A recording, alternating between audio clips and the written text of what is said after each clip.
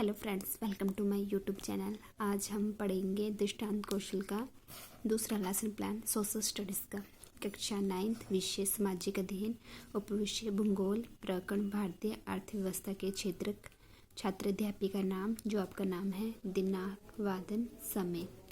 जो है दृष्टांत कौशल के उद्देश्य, पहला उद्देश्य है जटिल संप्रदायों को सरलतम रूप में वर्णन करने की क्षमता का विकास कर सके। दूसरा है दृष्टांतों को प्रभावी रूप से प्रस्तुत करने की योग्यता का विकास कर सकेंगे। तीसरा है प्रकरण प्रत्यय सिद्धांतों से संबंधित दृष्टांतों के चयन कौशल को विकसित कर सकेंगे। चौथा है विषय वस्तु के प्रति छात्रों का ध्यान आकर्षित करने की योग्यता का विकास कर सकेंगे।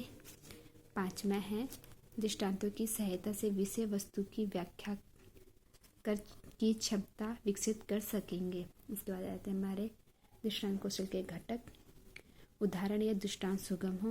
दूसरा है प्रत्यय प्रासंगिकता। तीसरा है रोचक उदाहरण। चौथा उपयुक्त माध्यम। पांचवा है उपयुक्त विधियां। छठवां है छात्र सहभागिता। उसके बाद आती है हमारी टेबल, प्रश्न संख्या, छात्र अध्यापिकाएं किराए, छात्र किराए, सहायक सामग्री, घटक। यहाँ पर हमने प्रश्नोत्तर विधि, सामपट और चार तीनों का प्रयोग किया है। पहले पूर्व ज्ञान से आधारित क्वेश्चन पूछ लेते हैं। भारतीय अर्थव्यवस्था के कितने क्षेत्र गतिविधियों में बांटा गया है?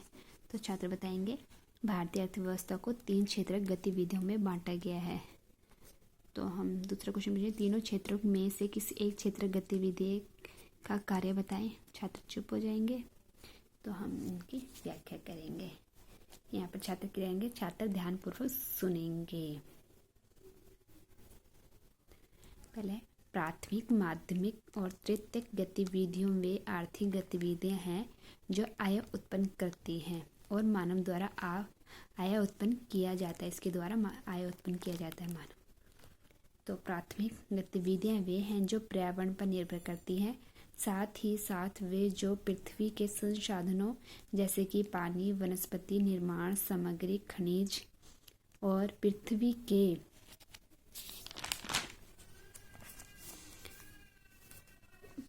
को संतृप्त करते हैं। जब हम प्राकृतिक संसाधनों का उपयोग करके किसी वस्तु का उत्पादन करते हैं तो उसे प्राथमिक क्षेत्र की गतिविधि कहा जाता है। चूंकि हम अधिकांश प्राकृतिक उत्पादन कृषि, डेयरी, मत्स्य और वनों से प्राप्त करते हैं। मत्स्य मतलब मछली पालन। इसलिए इस क्षेत्र को कृषि क्षेत्र या एवं सहायक क्षेत्र भी कहा जाता है। प्राथमिक क्षेत्र को सहायक क्षेत्र भी कहते हैं। दूसरा है हमारा द्वितीय क्षेत्र की गतिविधियों के अंतर्गत प्राकृतिक उत्पादनों को विनिर्माण प्रणाली के जरिए अन्य रूप में परिवर्तित किया जाता है। यह प्राथमिक क्षेत्र के बाद अगला कदम है। यह वस्तु सीधा प्रकृति से उत्पादित नहीं होता बल्कि निर्मित की जाती है। यह प्रक्रिया किसी कारखाने या घर में हो सकता है, जैसे खाद्य उद्योग, प्लास्टिक, कपड़ा उद्योग, चमड़ा उद्योग, बागवानी और मनोरंजन, सफाई और भंडारण आदि। इसलिए इसे औद्योगिक क्षेत्र भी कहा जाता है। तीसरा है प्राथमिक और द्वितीय क्षेत्र के अतिरिक्त आर्थिक गतिविधियों की एक तीसरी कोटि भी है जो तृतीय क्षेत्र के अंतर्गत आती है और उपयुक्त 2 क्षेत्रों से भिन्न है। यह प्राथमिक और द्वितीय क्षेत्र के विकास में मदद करती है।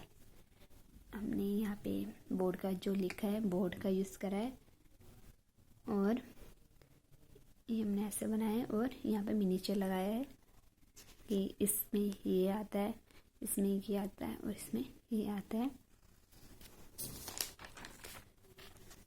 तो अभी हम पढ़ रहे थे, ये प्राथमिक और द्वितीयक क्षेत्र के विकास में मदद, परिवहन, भंडार, संचार, बैंक सेवाएं, व्यापार, तृतीयक गतिविधियों के कुछ उदाहरण हैं। ये तृतीयक गतिविधियों के, ये गतिविधियां वस्तु की बजाय सेवाओं का सृजन करती है, इसलिए इसे तृतीयक क्षेत्र एवं सेवा क्षेत्र भी कहा जाता है।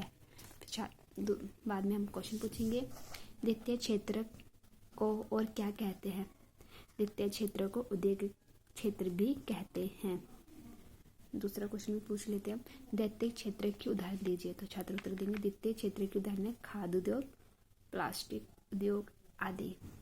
उसके बाद आ जाती है हमारी अवलोकन सारणी, क्रम संख्या, घटक, निम्न, संतुष्ट, उत्तम, अति उत्तम, सर्वोत्तम। घटक लिखेंगे हम, उदाहरण या दृष्टांत सुगम थे।